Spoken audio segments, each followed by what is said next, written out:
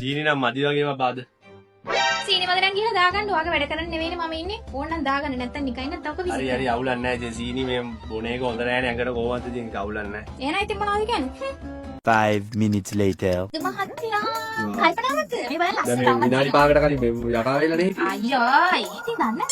ගවම වෙන්නකොට විතරක් නිකන් එනවා. මේ කළු පාට ගම තියෙනවා නේද? අනේ මං අහන්නේ ඔක ලස්සනයිද කියලා විතරයි. ඔව් ඉතින් ලස්සනයිද කියලා විතරයි මම අහන්නේ. ඉතින් වෙන මොකුත් වෙන්නේ නැහැ. දානවා කොහොමද ඔක අතර යන්නේ? ඔව් ලස්සනයිද කියලා විතරයි දැනගන්න ඕනේ. ලස්සනයි ඉතින්.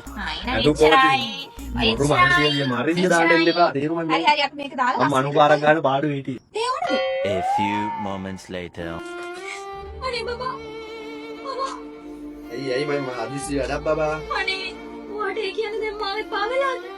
අනේ මේ බලන්න. මේ දෙයියනේ. අනේ ඔයාලා කවදාද මේ පොතේ තියෙනවා වගේ ලස්සනයි. ඔය මේ මම හැමදාම කියන මේ රෑ වෙලා මේ වගේ පොත් කියවන්න එපා කියලා.